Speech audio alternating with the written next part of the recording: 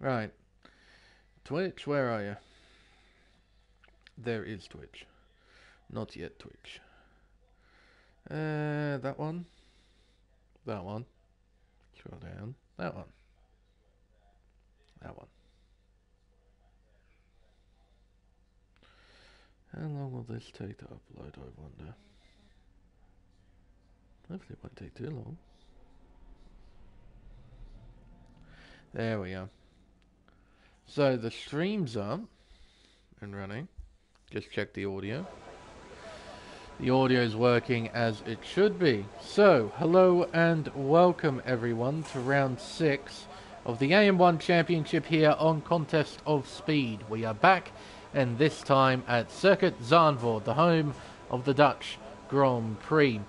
The 2.65 mile 15 turn circuit was opened back in 1948 and was a non-championship round in the very first season, very first Formula One season back in 1950. It would host Grand Prix racing until 1985. The track would then fall into a 35-year hiatus from Formula One. The 2020 season promised a return of this classic circuit, but unfortunately, the global pandemic put a stop to that. This year, though, we finally got to see Grand Prix racing return to the Netherlands and give the locals another place to cheer on their hero, Max Verstappen. The circuit itself is almost identical to the one used in the 1980s, except for two things: the bank corners of turns 4 and 15. These turns add quite a bit of spice to what is already a spicy racetrack. Drivers can lose control quite easily due to the high-speed, edge-of-grip nature of these turns. The circuit is narrow and tough to pass, with the primary overtaking opportunity at the first turn, Tarzan, with the assistance of DRS. This makes qualifying all that more important, so expect drivers to push right to the limit even in these tricky conditions as they go for pole position. Now, a bit of news from the previous race. There was only one major incident from it, and that was involving Fredhead, a teammate to Cos Passassin. Apparently, and I don't think I caught this on stream, he was quite slow during a safety car period, the very first safety car if I recall, where it was sort of in that period where the track was going from dry to wet. During this period, the Aston Martin team made a unbelievable call, putting on the intermediate tyres during dry conditions, and it absolutely worked. But during that safety car period, with Fredhead going quite slowly, it was deemed that he was cheating. I'll read out the steward's report itself. Fred had deliberately slowed up to keep the safety car out for another lap. Fred did not make an effort to catch up to the safety car queue, and as a result, the safety car stayed out for another lap to make it to the weather change. This resulted in benefiting himself and the other drivers who had switched to the intermediate tyres during this safety car period. As a result, Fred was awarded with a 20-second time penalty and 1 penalty point for a lack of footage, and 2 smaller penalties, one for lunacy for not setting his telemetry to public. And Cameron, Cos Cameron, who joined the session recently and he's just retired then, he's got an outstanding quali ban from France, so he's just serving it now. Not exactly the most ideal racetrack to serve it, but rules are rules. So from Canada, Passassin is still the leader on 81 points, with this man in P2, Barmer, on 64. Cameron, who is serving the quali ban, is P3 on 58. Fredhead, P4 on 43, and Andy Wu rounds out the top 5 on 40 points. Aston Martin are currently leading the championship on 124 points, with Mercedes in hot pursuit on 122. It's a fairly big gap between Mercedes and the third place team, which is Williams. Williams are currently on 61. Yeah, so Williams literally have half the points of Mercedes after 5 rounds. So, yeah, it's very much a 2-horse race in the team's championship at the moment. Now, brief weather report. As you can see, it is raining here in qualifying, but fortunately for us, there isn't going to be any rain during the races. Aston jumps to pole position. Also, the reserve list too. We've got a fair amount of drivers absent for this race here at Zandvoort. We have got, let's see if I can find them, P-Dog Peyton, who is currently second place. He is replacing Bean Sandwich, who is absent. Electric Blade, who is currently P6, is in for Fatal_302. Spudhead and Lopez are in the vacant seats in the Red Bulls. DK Nortec replacing Freddie for this week in the Aston Martin. Vermeer in for Fader, the driver formerly known as Fenrique, who was absent for another week. I wonder what Fader's up to. Very quick driver. It's very disappointing to see him not here. Gordon Ortodou is in the Williams, in the vacant seat in the Williams, and Villeneuve replacing KD 1997 in the Alfa Romeo. And of course, one final bit of information coming from this week. We had the recent 1.10 update for F1 2021, and this is quite the important update because it introduces a brand new circuit to the game, Autodromo Internacional do Algarve, also known as Portimao, or as the Portuguese apparently pronounce it, it's Portimao. So we've been pronouncing it wrong this entire time.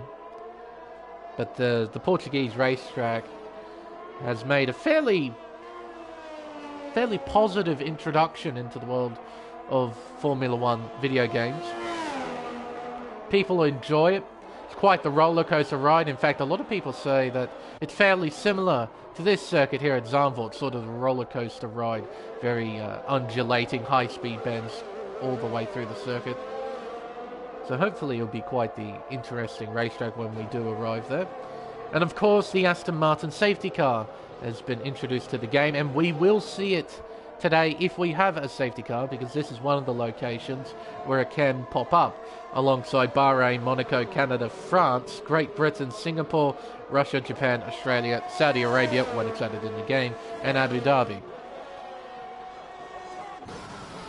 And along with that version 1.10 update, there was a subtle change in the performance of the cars, the handling model of the cars. According to some drivers in dry conditions, the cars can be about 1 second a lap slower than what they once were. As we have a retirement on track, that was Kit and Petr crashing out after turn 8. So these cars are producing less downforce than what they once were prior to the update. That's the reason why the leaderboards were wiped clean. So it'll be interesting to see how the drivers put up with the new handling model in these wet conditions, and as Kit and Petr demonstrated, it's definitely not easy. Hopefully he'll finish fairly high up in qualifying, but we'll have to wait and see, because you don't want to be starting towards the back of the field here. As I mentioned, very, very tough to pass. Right, with all that out of the way, we can finally focus on qualifying. Drivers probably setting 2 or 3 laps in a row. It's not a bad idea to do this during wet weather conditions, just to get the tyres up to temperature, get into the rhythm of the racetrack in these conditions. Definitely not easy. Gordon is running low on fuel. Is he going on a push lap, or is he going back into the pits? I reckon he's going back into the pits. And Fatal is here. Oh, okay. Well, that reserve placement is a bit wrong then. That's alright. Tell you what. Shall we use Barmer as a track guide? He's just about to start his lap. Take you on a guided tour of Circuit Zandvoort. In the wet, no less, too. So I imagine this is going to be a fairly sketchy lap around the penultimate corner. Now around the final bank curve where, yeah, you can't take it flat out through there anymore. Not in these conditions. He had to feather the throttle there. Coming around turn 15 into turn 1, Tarzan. He will bring it down to second gear. Gently comes back onto the throttle. Third gear, fourth gear. Around turns 2 and 3. Large the inside curve there at 3. Around turn 4, the first bank curve. Nice and steady so far. Through 5, turn 6. Then into turn 7 and 8. 8, it's completely blind on entry. He's fully committed. Through turn 9, where we saw Nicholas Latifi Bennett during qualifying a few weeks ago. Around turn 11. Critical that you get this corner right so that you can maximize the straight line speed down this straightaway towards turn 12. And he's purple to the second sector. Through turn 13. And through turn 14, brings it down to fourth gear, modulates the throttle nicely. Now turn 15. He'll start to come off the throttle just a little bit. Stays fairly committed though. And Varma will set a 1:18.778 as Breezy crashes out of qualifying. Oh, dearie me. He's right on the racing line too. Whole heap of debris. Just absolutely everywhere.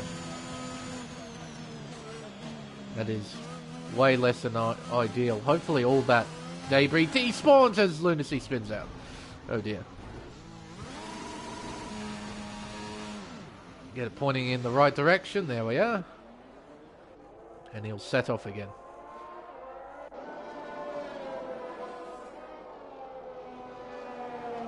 Lopez on an outlap. Current personal best of a 1:20.226. That isn't too far away. It's 2.1 seconds off Assassin. See if he can find some time on this lap. Ferrari just in front. It's Wing It. I believe he was on a flying lap, but he made a mistake at the hairpin of turn 11. Ooh, bit sideways there. Around the final two curves we go. As Vermouth jumps up to P4 in the Ferrari with a 19 flat. Lopez begins his lap. Barreling towards turn 1. Just under 300 kilometers per hour as he goes through the corner. Through turns 2 and 3. Brings it down to fourth gear. And down to second for turn 4. That is Lunacy again, is it? No, it's a Williams. Oh, I hate how the Williams and the Alpine's dots are so similar in colour. And Vermouth's out. Red Bull. Phew. Vermouth crashing out just before turn 9, so bit of an odd place to crash, but I suppose he just lost it coming out to turn 8. Desperately trying to catch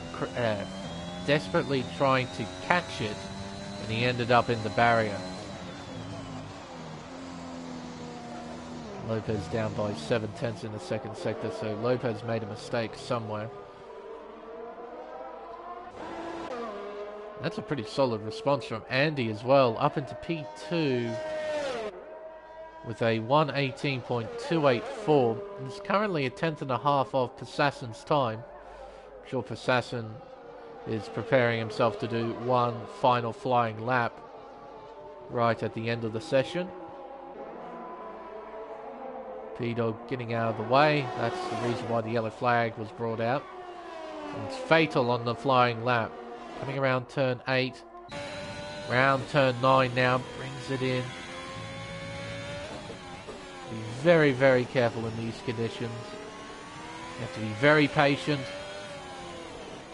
Can't push the car too hard. It doesn't like it. Being nice and gentle on the throttle and the exit. Good solid driving. His teammate Electric Blade has jumped up to P5. Fatal has improved to almost 3 3/4 tenths of a second.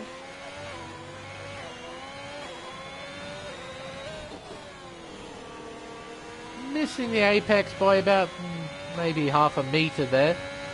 Less than ideal, but he gets a pretty solid run around the final corner.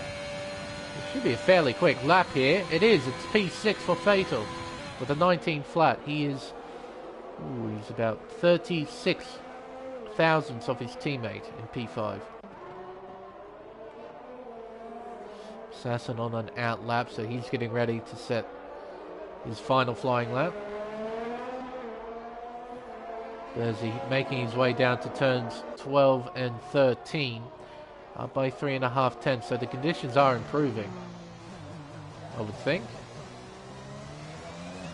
Nice and gentle. Don't want to push too hard. Hitting the apex fairly well there at turn 14. Around the final corner. Ooh. See how sketchy it is through that final corner as Bersey jumps to P5 with an 18.9, which is beaten by Electric Blade. He does an 18.8, where he takes 5th position.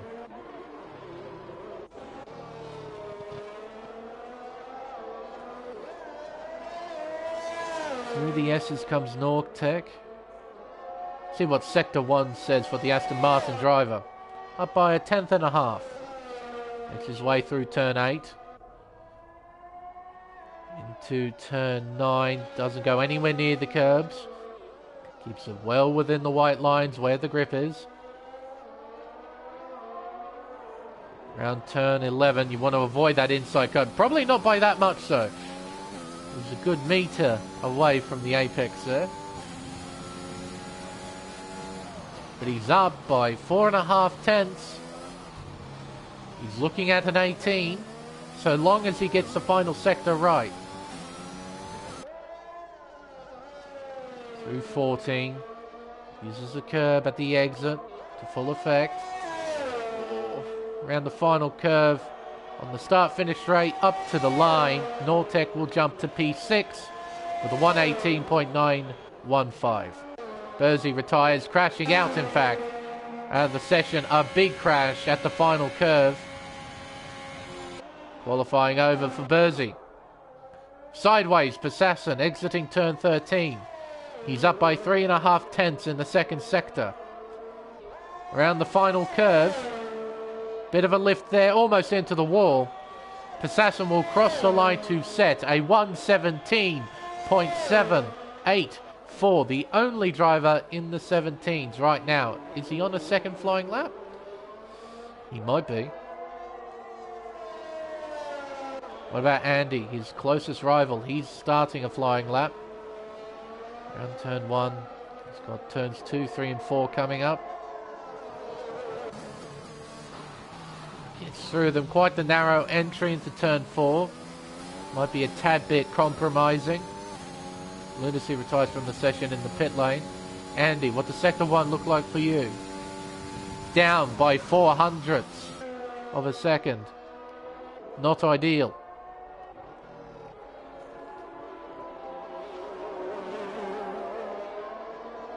Assassin on his second push lap.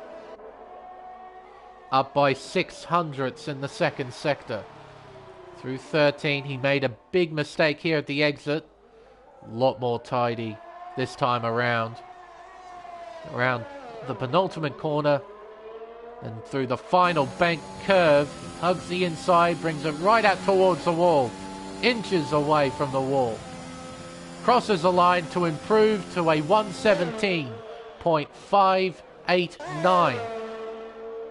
Andy, he hasn't gained enough time in the first 2 sectors. Can he find time in the third? He does. He only sets an 18.205. Barmer has invalidated, so his session is over. The best he can hope for is third place. Can Peyton take that away from him? No, he can't. Look at that time. He's well down, 13 seconds off, so he made a mistake somewhere. Fatal ducks back into pit lane. So that's it, qualifying over, and it's Assassin on pole position by some margin. Now, considering this is going to be a dry race, everybody should have free choice of tyre. Be fairly interesting to see who decides to go with what for the start of the race. But look at that, just over 0.6 of a second between P1 and 2 there. Barmer in P3 with Peyton 4th. Electric Blade P5 with Nortec P6. Bursey 7th, Fatal 8th, Vermu in 9th. Then Breezy rounds out the top 10.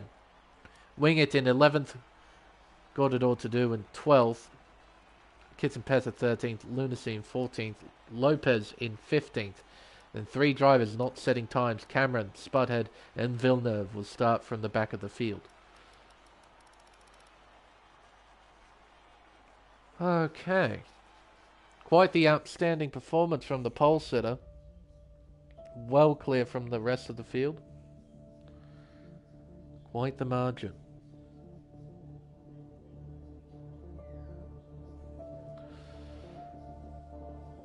Right. Now it's time for the race.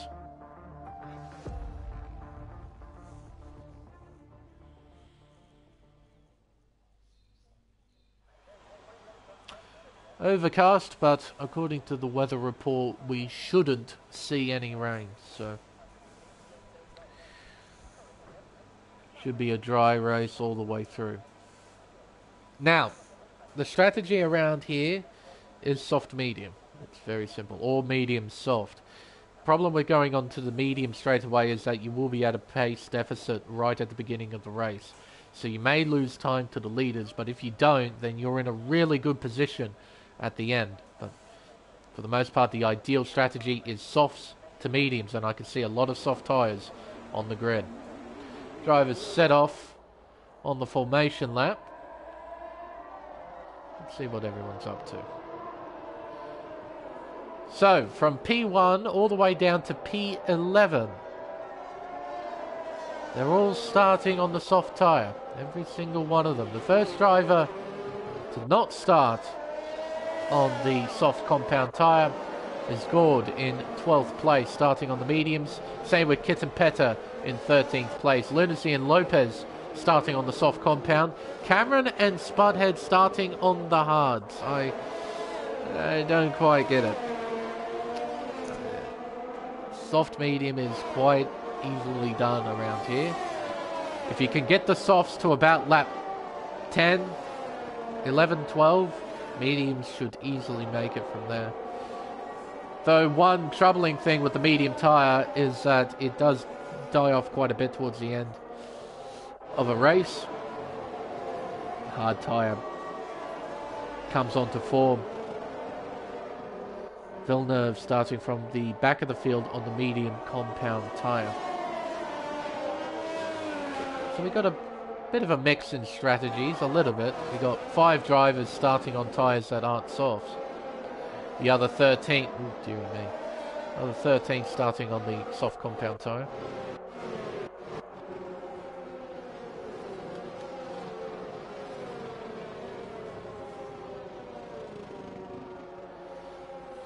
Drivers are lining back up onto the grid. Get this race underway. We won't need the interval just yet. We'll just try and increase the viewing space because leaderboard do be massive. In fact, we'll get rid of the tyre as well. We don't need that just yet. Just have the leaderboard up. All 18 cars are lining up, ready to race here. Just waiting for the game to save. Ooh. What did it do that for? No idea. But here we go. Everyone's ready to race here at Zandvoort. We have 5 red lights and it's lights out. And away we go. Quite the laggy start. Dearie me. Ooh. People are jumping about quite a bit on my screen. Pushed off the racetrack there. A McLaren. That must be Kitten Petter. In fact, he spun in the background. Oh, as dearie me, Passassin and Andy almost make contact there at turn 3. And through goes Barmer into second. Perhaps. No, they're side by side. Dearie me. What's up with my net? Jumping cars all over the place for whatever reason.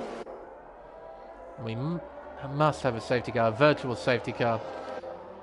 Kitten Petter and Fatal dropping a long, long way back. Got him going again. I'll just bring a brief pause to everything. But a fairly controlled start. Jumping around quite a lot. Wasn't like this at qualifying.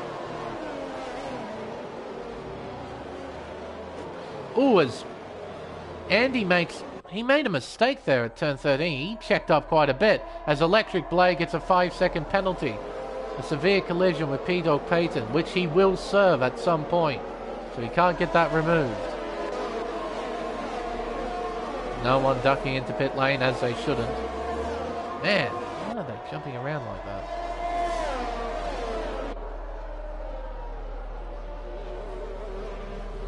Breezy, a 5-second penalty for speeding in the pit lane. So a few drivers coming in. Wingett's got, oh wow, he's got complete front wing damage. What about Breezy? Same with him. Kettenpetter just might have had a wing change too. As Lunacy gets a drive-through penalty for speeding under virtual safety car. We'll have to serve that at some point. Assassin out in front. He has to try and pull away from the pack behind. He's doing so successfully. The field. Oh, oh my goodness me! A horrible accident involving Lopez and Gord. They're both out. Only caught a little snippet of that. But I saw the carbon fibre flying about. There's Gord and there's Lopez. A big crash at turn 8.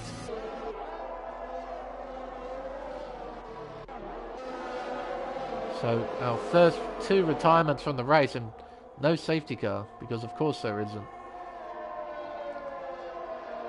There's the predicted tyre stop strategy. That's not correct though.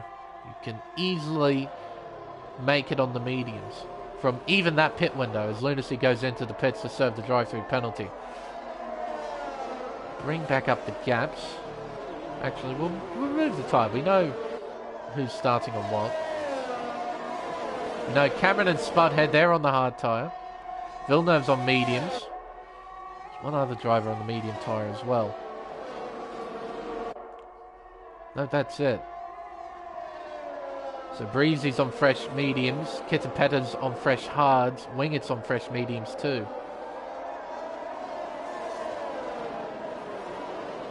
But for everybody else, they're on the tyre they started on. Positions gain. You see Cameron, Spudhead and Villeneuve up 7 each. Biggest losers from the start. Fatal, Breezy down 4 positions. Wingett down 5. And of course the 2 retirements on lap 2.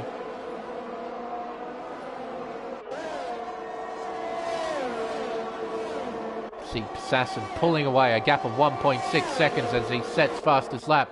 Here comes Barmer in the slipstream. He looks to the inside into turn 1. They're side by side through the corner. Andy with the traction on the outside can hang on to second place for now. Through the bank. Turn 4, and he's a bit wide. To the high-speed S's as Breezy crashes out. There he is there. A big shunt at the final turn. Breezy is retirement number 3. And no safety car, because of course there isn't.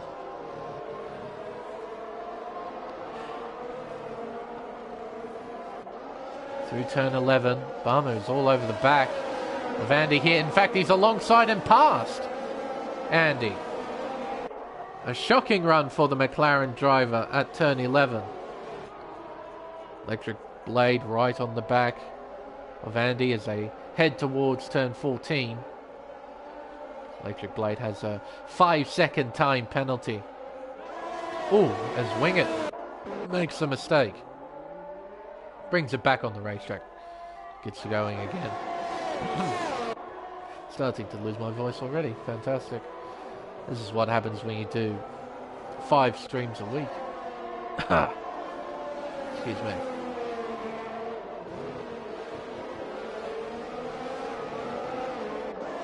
Through the high-speed S's in the first sector. Electric Blade. And that is Villeneuve. Off the racetrack. Gets it going again. Lost a bunch of time though. Vermoo right behind Burzy. Battle for P7. Both of them on the soft compound tyre. Around turn 11. Uses DRS to close in on the AlphaTauri, heading towards turn 1. Can't get close enough. Still trying to work out why it's so laggy on my end. I have no idea why this is the case. No clue. Wasn't like this during qualifying. It was fairly nice through qualifying.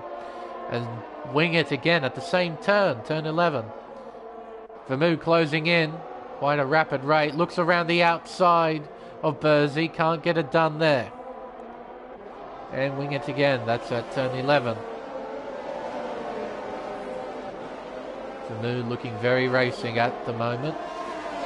Desperately trying to get by. Rest of the field though, it's fairly controlled at the moment. No one doing anything too silly. Electric blade right on the back of the McLaren. He's actually lost a fair amount of time.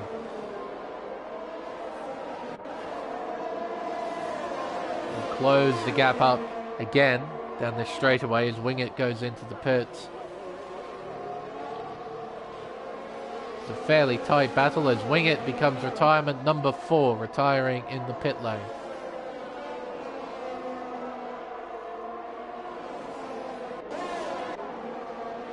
Can Nortec have a go at Payton here?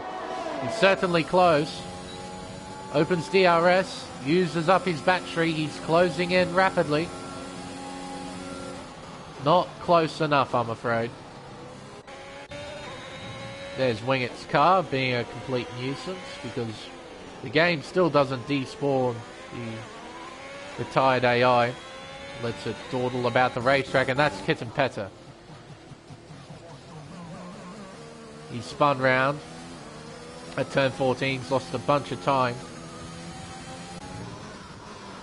And here's Besassen leading the way with a healthy 3.1 second margin. Quite untouchable at the moment.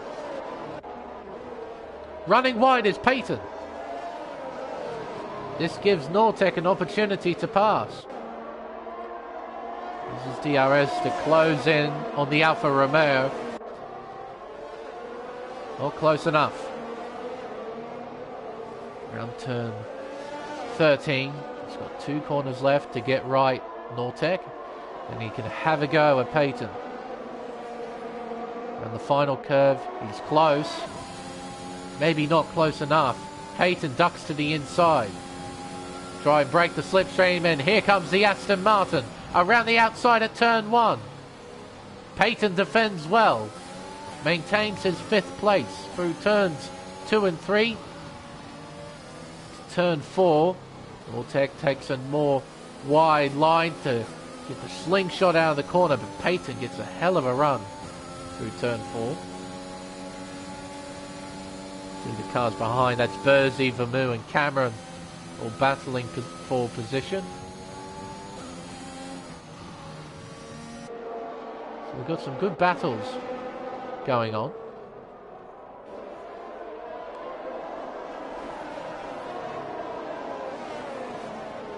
Around the hairpin of turn 11, Burzy is under a lot of pressure here. Fantastic aerial shot of the racetrack. Quite the unique environment here at Zandvoort. The circuit is quite literally built on top of a beach. It's about 200 meters away from the coastline. In that direction, to the left-hand side of the screen, the ocean's over there.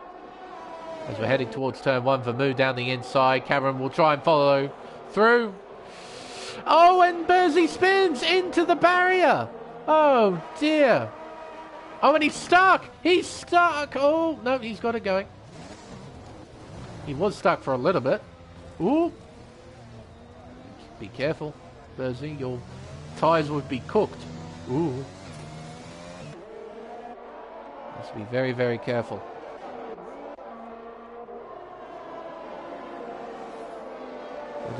That's less than ideal. Bersey was in a really good position, and yeah, just very unfortunate. Spudhead off the racetrack. Gets back going again. As Lunacy goes off the racetrack completely. Now, he and Bersey were very close to one another at turn 8. He's been shunted off. And out. Retirement number 5. Crashing head on into the barrier. Well, there we go. Here comes Cameron. You look to the inside into Tarzan. Break deep. Ooh, Vamu puts up a fight though, not giving up. Around the outside at turn 5. Given the inside line, he sends it. He's got a nose alongside the Mercedes. They're side by side still. A big wiggle there for the Argentine driver. Some good racing on show. Oh, but Vamu gets a whole heap of understeer there at turn 8. Lost a whole heap of time.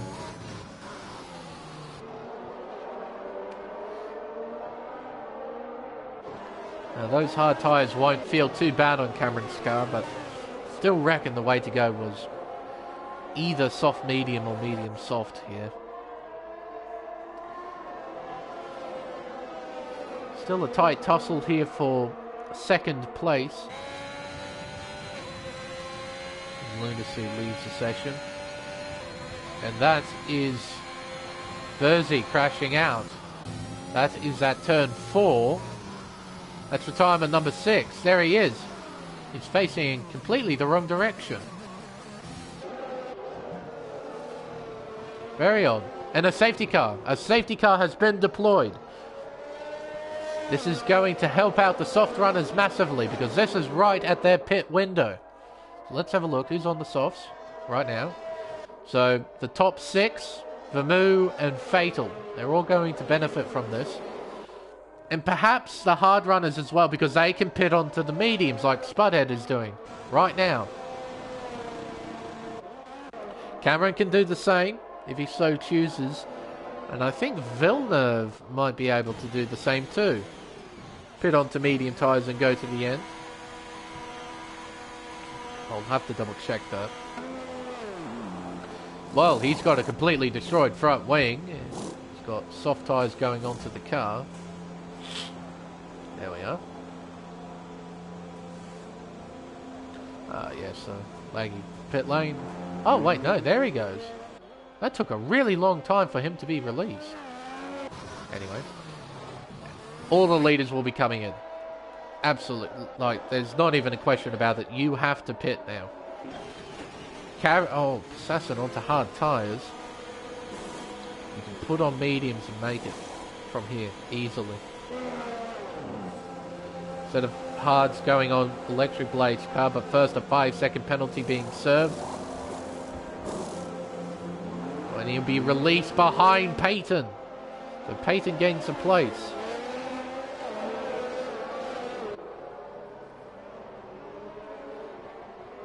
So, bit of a mix-up in terms of strategy. Some drivers opting to go onto the hard, some drivers opting to go onto the mediums.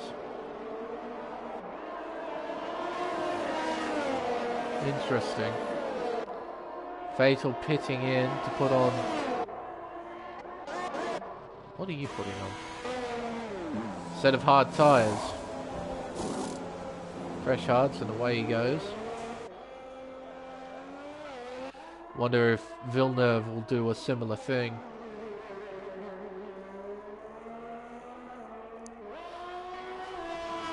Coming up to pit entry. No, he stays out. Interesting. So, in the matter of 12 laps, we now have 12 cars left out of 18. Yikes. That's not good. That's really not good. Look at the Orange Army in the grandstands. That's a nice, subtle thing I really like.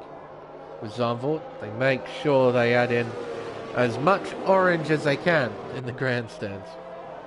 as Assassin pits again.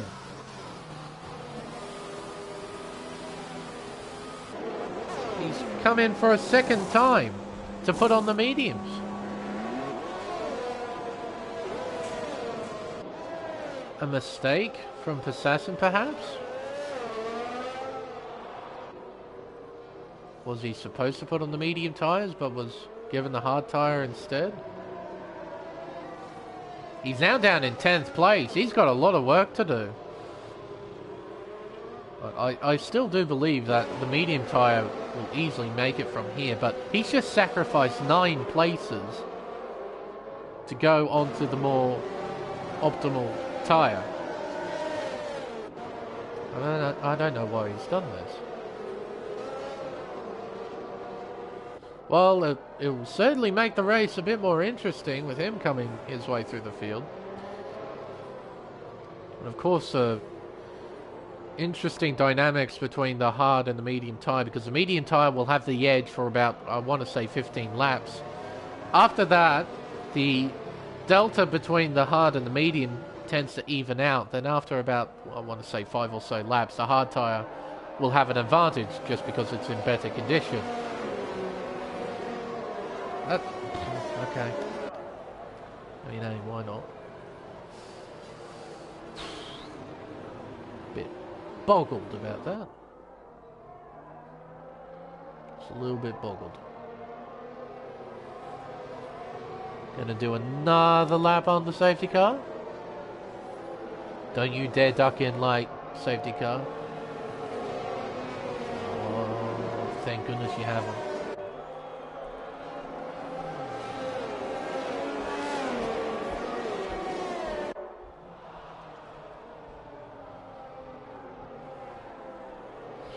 Right. Gonna get back on the green flag racing soon. We're gonna do another lap and we'll get going. It seems that the lag has sorted itself out too, which is nice. Cars aren't jumping about the circuit like they were in the first 10 laps.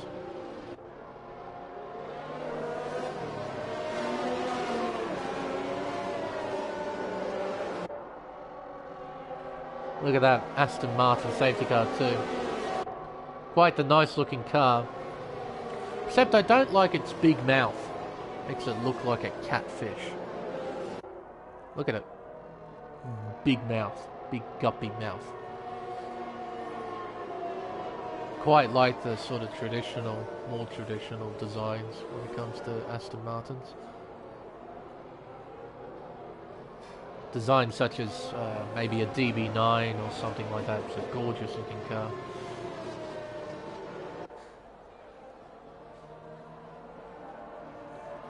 And the safety car will come in this lap, so Barmer will control the field. We'll slow down, allow the field to bunch up, allow the safety car to go back into the pit lane. Can get this race back underway.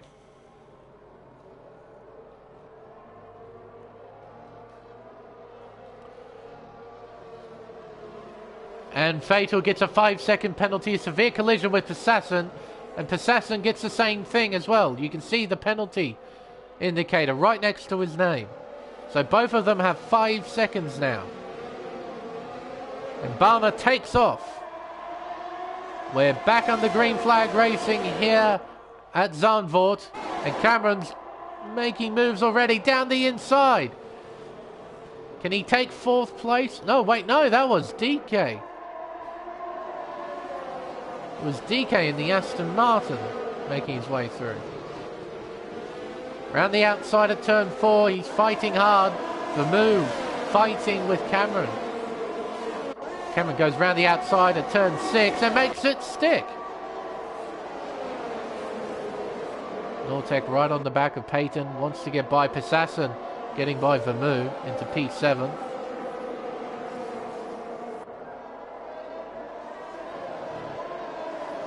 Through turn 11.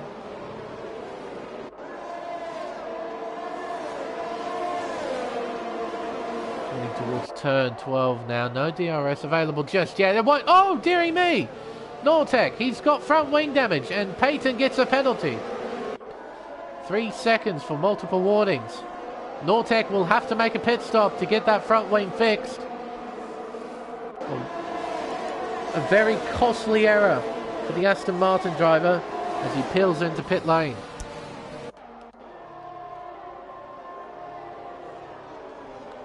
Assassin round the outside of Electric Blade. He makes it stick too.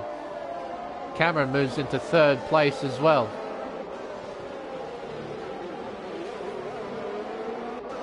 Something has happened in the first sector. That's Vermeulen. He has spun out before turn 4. And he's dropped down to 11th. But what a restart for Barmer. A lead of 1.8 seconds already. Andy maintaining second place. He's got Cameron in hot pursuit. Then it's Peyton. He's got Assassin right on his gearbox. Through 11. It's long straight away towards turns 12 and 13. Assassin closes in. Not by enough to make a move. Through 13. He can try and make a move into turn 1 perhaps. It's a pretty solid run through 14.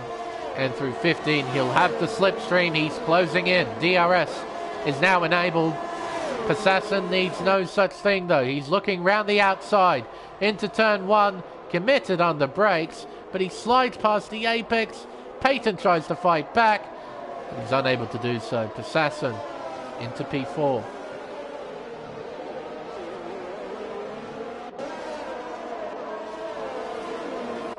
Cameron now properly on the back of Andy.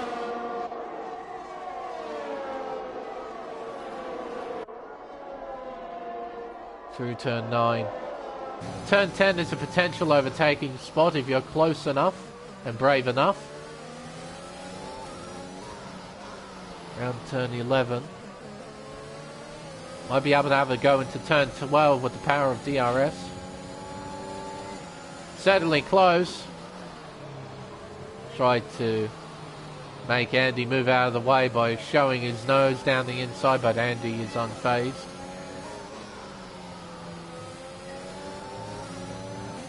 Around turn 15.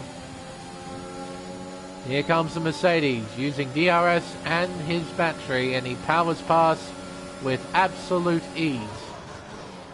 Into second. Assassin setting fastest laps. He's now on the attack. Needs to get by Andy as soon as possible. Cameron gets a hell of a run out of turn 4. Continues to open the margin. Looking around the outside. Assassin commits to it. Can't make it stick around the outside. As Peyton has made a mistake, he tumbles down through the order. He lost it just after turn 8. He falls down to 9th.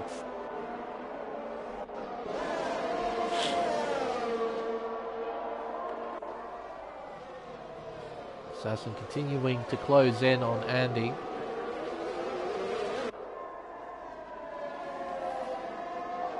Will be a similar move to what Cameron did but a lap ago. Got DRS and is closing in. And Andy, I believe he was sort of waving there. He was opening and closing his DRS slot. He just let Assassin by. And that is Peyton again. He's in pit lane but facing the wrong direction. Now he's facing roughly in the right direction and he's going to go into pit lane.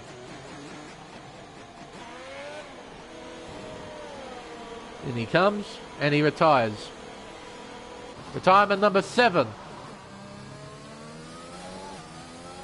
This has been quite the destructive race for drivers tonight. A lot of drivers not wanting to finish.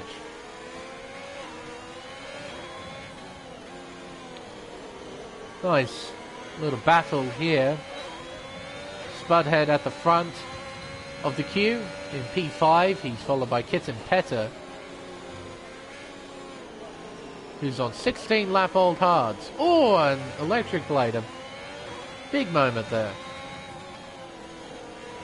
And Kitten Petter, a big moment for him too, at turn 14. This may give Electric Blade an opportunity here. It's closing in rapidly, not by enough though.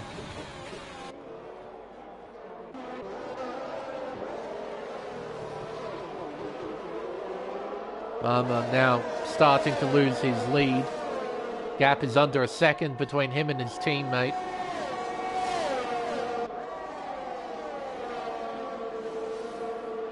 Coming through the technical second sector.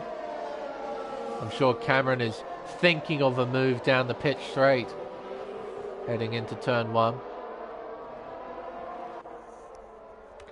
Again, the fantastic aerial shot here. There's Barmer, Cameron and Passassin, the top 3. Separated by just over a second, and Andy not too far behind.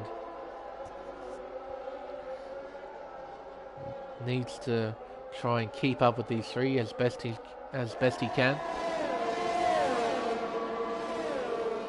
Oh, and Passassin might have a go here. Cameron defends hard, real hard. Forces the Aston Martin to go the long way round. They're side by side on the exit of the corner. Through turns 2 and 3. Oh my goodness, Passassin was on the grass. I don't think Cameron forced him there though. I think there was still room. We'll have to wait and see after the race. Certainly looked like from my point of view that there was still room there on the racetrack for Passassin to drive on.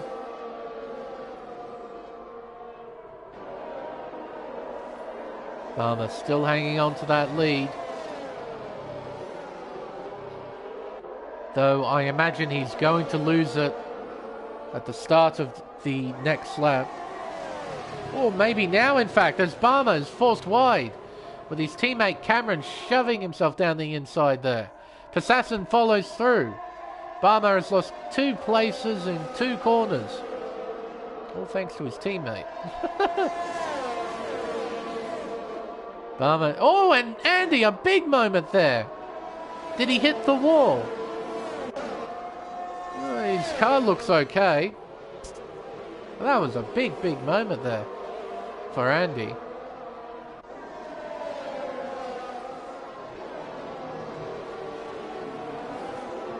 Barmer, though, not giving up. He's still on the back of Passassin.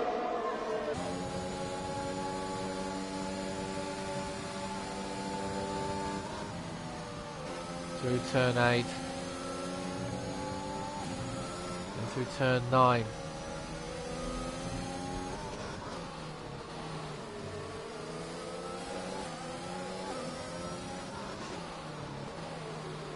Barmer doing a very solid job right now.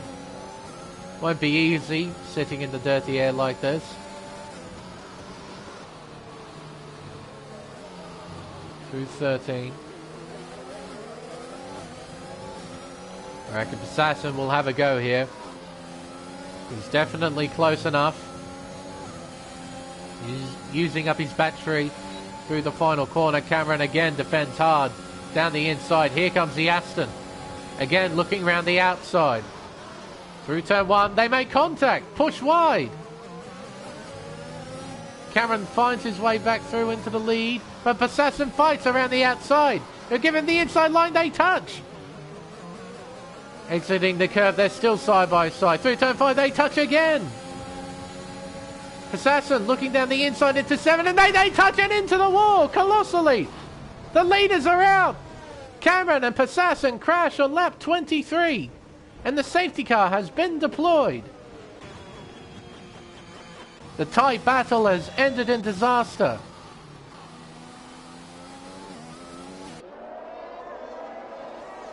Well, there we go. 9 retirements in this race. 9 cars are left.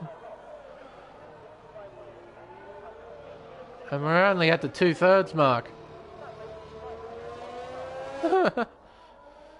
Well, Well, what will the drivers do here? You could potentially put on the soft tyre and make it to the end. Excuse me. I reckon the drivers at the back of the field should do that. Put on the soft tyre. Into pit lane comes Barmer. Into pit lane comes Andy. They're all thinking the exact same thing. Does Spudhead stay out? Comes in. Kit and Petter comes in. They're all coming in to put on soft tyres. And Fatal's really slowing down. Ah, I know what he's doing. He's trying not to double stack with his teammate. That's why he's slowing down so much. He will still get affected, just not quite as badly. 5-second penalty being served there for Fatal.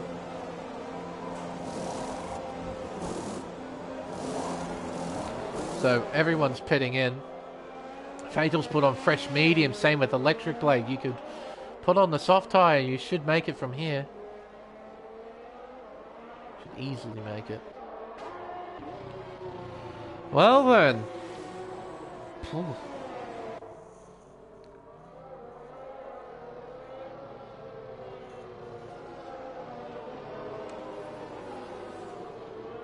This is going to be an interesting finish.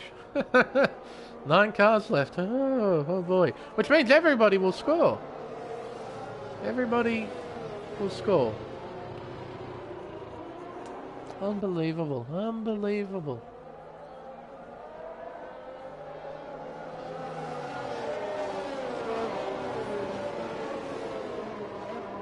That battle between Cameron and Assassin, they just pushed each other too hard.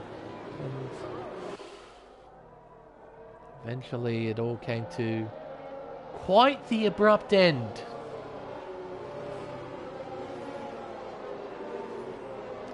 Neither driver wanting to give. All this bumping and banging. And then eventually they put each other into the wall.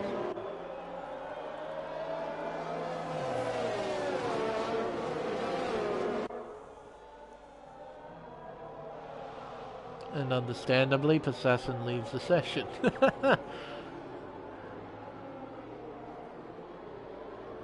Nortec back into the pits to put on soft tyres. I think that's a sensible call. And also, not a single driver remaining has got a penalty, I think. We'll see with Nortec as soon as he leaves pit lane. I'm pretty sure he doesn't have a penalty. Oh, he does. How many? Yes, 3 seconds. So 8 drivers don't have penalties, which means really any one of these guys could win here. And because of how brutal this racetrack is, even the smallest mistake can result in retirement. So, like, it's not going to be plain sailing for the leaders. They've got to maintain a lot of focus. And even the smallest mistake, that can ruin your whole race. What the carnage fest we're having here. Safety car should be in this lap, surely? It is. So that will mean we will get a 11 lap dash to the flag. That is, of course, if we don't have another safety car, which is entirely possible. It is entirely possible. Right. Barmer controls the field, backs them up, and I think he's just taken off. Well, they just might overtake the safety car. I don't think Barmer's given him enough time. Oh, I wonder how the stewards will look at that.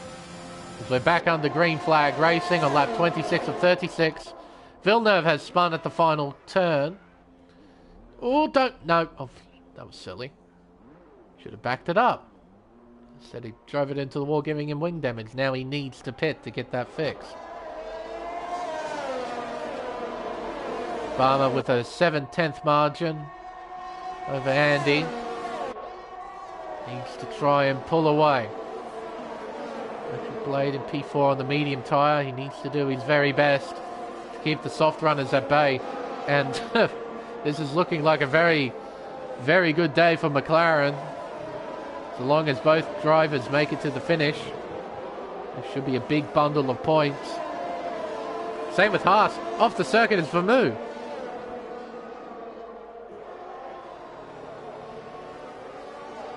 Villeneuve now leaving the pits.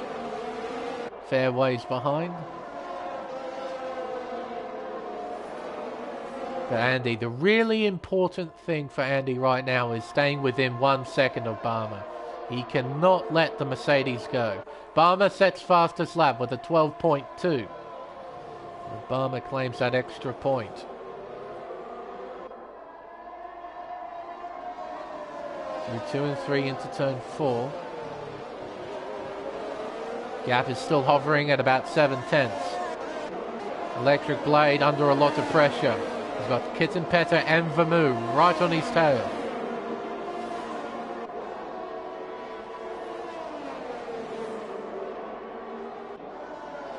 Through turn 9. Gap is 0.3 of a second. Kittenpetter, he's not close enough to attack just yet. Next lap, though, we'll have DRS enabled, and that will really shake things up.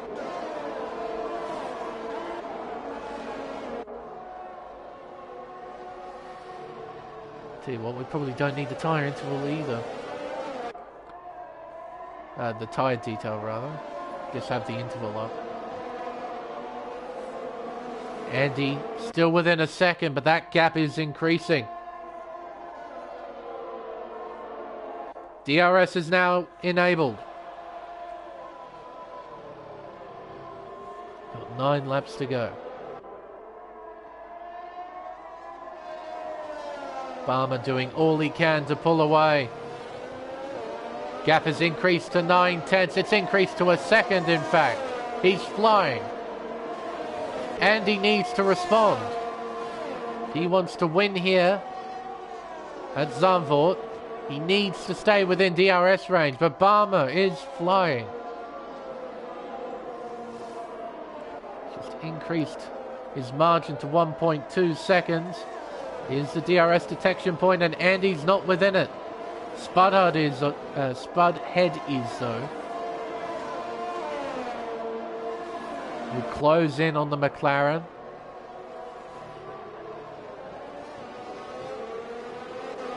That gap increase 1.3 seconds.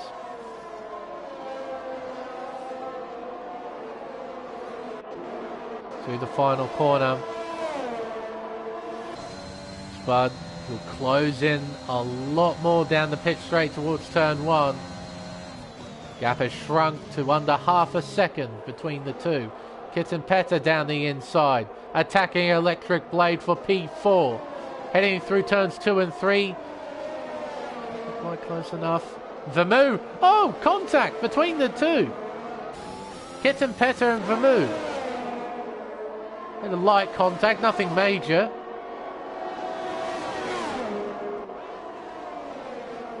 Through turn 8. Through turn 9 now. Vermeulen. Contact again. The Argentine driver racing very hard here.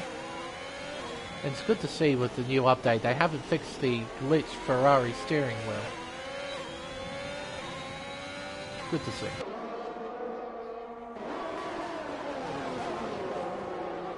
Sort of that low polygon Ferrari steering wheel. There's supposed to be a lot more detail on the gauges, but for some reason it doesn't appear during races.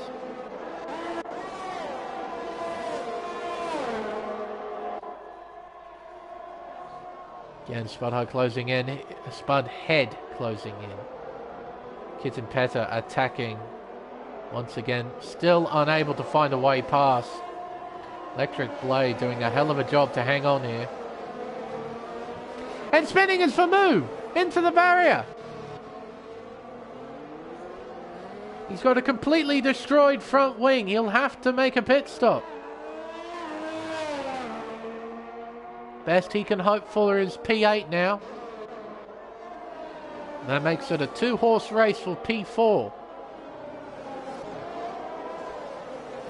And that's Vermeulen off the circuit again.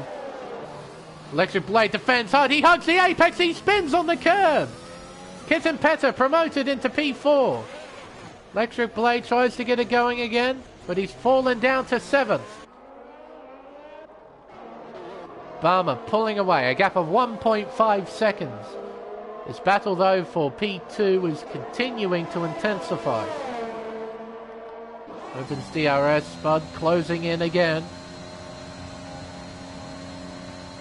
To turn 1, the gap is now 3/10 as Andy sort of misses the apex there. Spud had a lot better through turn 1. Turn 4. Drivers taking a very narrow line through there. It's quite different compared to real life, isn't it? Where we see drivers take an exceptionally high and wide line through the corner. Quite interesting to see.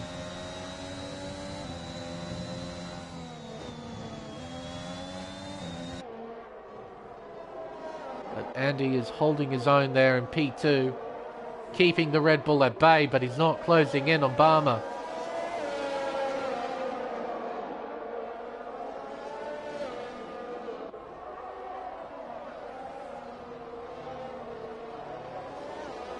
Through turn 13, the gap closes up some more. Nortec has overtaken Fatal for P5, but he's got a 3-second time penalty. So he needs to open up a margin of 3 seconds in order to hang on to that 5th place. Spud closing in, but not by enough again. Just needs to string one really good lap together and take that P2.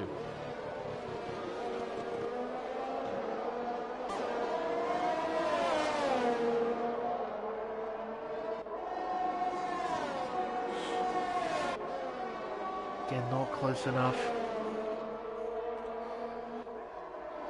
Just needs to try and not lose time through this section.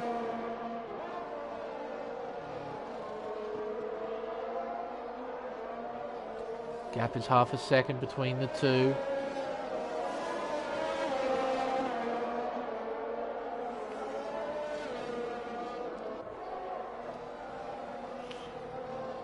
Andy doing a really good job to hang on to this.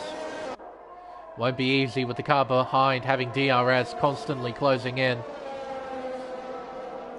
A bit wide there. Excuse me, at turn 14.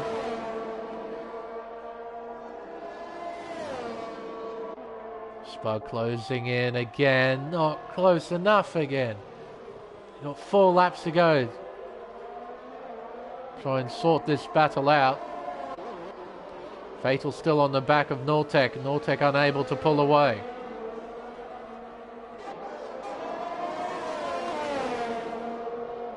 Through the high-speed S's in the first sector. Through turn 8.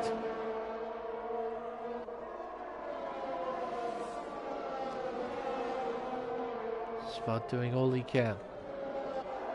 Andy doing all he can. Vermoose sets fastest lap with a 1 minute 12.130. Takes that away from Barmer. Extra point in Vermoose's pocket. Through the chicane. Turns 12 and 13. The gap is 4/10. I reckon Spud's got a run here. He needs a solid run through turn 14. Gap increases back to half a second. But he's close. He's very close. Gaining. Not by enough. Needed a better run through the penultimate corner. That gap has shrunk between Barmer and Andy too.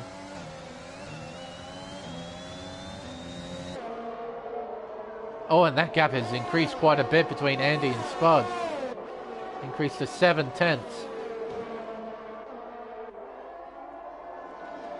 Through turn 9. Has Andy got any tricks up his sleeve? Is there a last minute gasp from Andy?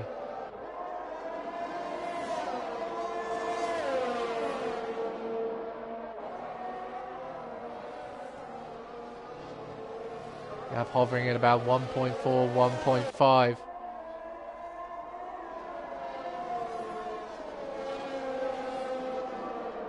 Leader coming around the final corner to cross the line. We have 2 laps to go. 35 has just begun. Round turn 1. Barmer holding his own, making sure he doesn't make any mistakes. Through turn 4 come the top 3.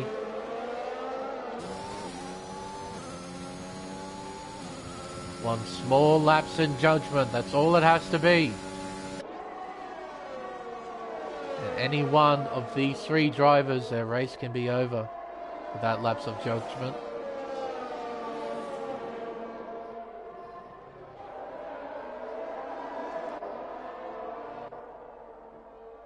Fantastic aerial shot once again. Coming through the second sector into the third.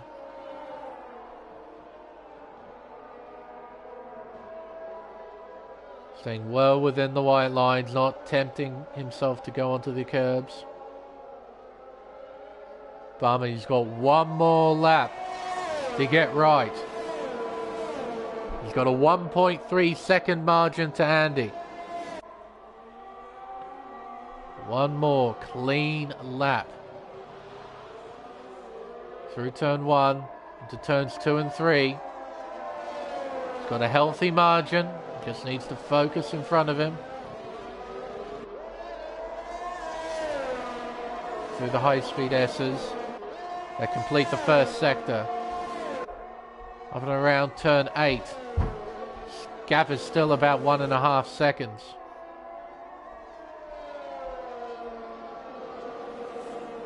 Around turn 10. Very tidy lap so far. Still got one more sector to look out for though. Here we go through turns 12 and 13 for the final time. It's been a very clean drive here from Barmer. He's claimed 3 podiums, 3 second places over the course of this season in Australia, in Azerbaijan and in Canada. Well, he's about to go one better. Barmer will take the checkered flag and win here. He wins the Dutch Grand Prix with Andy in second and Spudhead in P3. Kitten Petter will come home in P4, making it a really solid day for the McLaren outfit. Fatal P5, Nortec P6 because of the penalty, and Electric Blade will come home in 7th, making it a fairly solid points haul for the Haas team as well.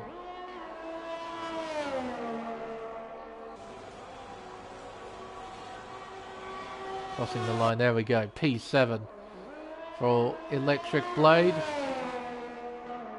Vermeer, he'll do the same thing. Crossing the line on the grass, it'll be P8 for him. And Villeneuve will be our final finisher in P9. We've had 9 retirements from this race. Half of the field gone. Quite the demolition derby. I'm sure all the drivers who finish are quite thankful that it's over.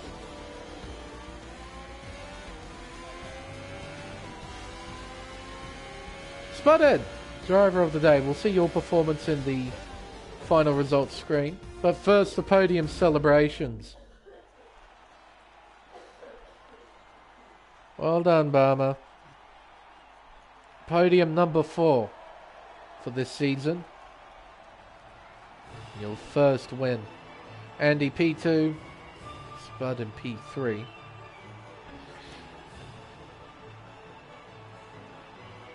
Both Andy and Spud did all they can to try and catch Barmer.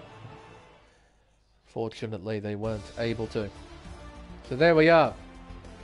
As that's quite the glitched character. A lot of purple in that. There we go. Barmer winning with a margin of 1.3 seconds over Andy. Spud from 17th on the grid. That's right. Retiring out of qualifying. Finishing P3. Quite an understandable driver of the day. Similar story with Kitten Petter, crashing out during qualifying, starting 13th, finishing Can't speak now. Finishing P4. Fatal from 8th to 5th. Nortec finishing P6. Electric Blade 7th. Vermouth 8th with fastest lap. And Villeneuve 9th from last place. From 18th to 9th. There you go. All these DNFs.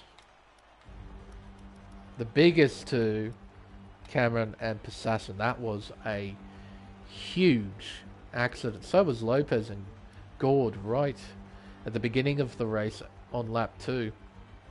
These two had quite the coming together. But there we go.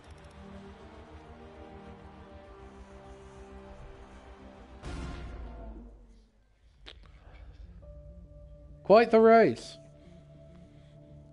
That's to be said. Very much a demolition derby.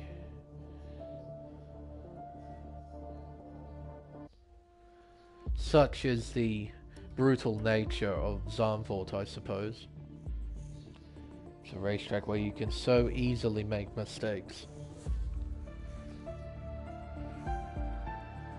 But congratulations again to the top 3 for a stellar performance, and congratulations to Barmer with your first victory of the season. I think with the race finally over, it's time for us to end the stream. Tune in next week as the AM1 Championship will start up again, but until then, I've been Lane Everingham. Thank you all so much for watching, and we'll see you for round 7 at the Red Bull Ring for the Austrian Grand Prix. Good night.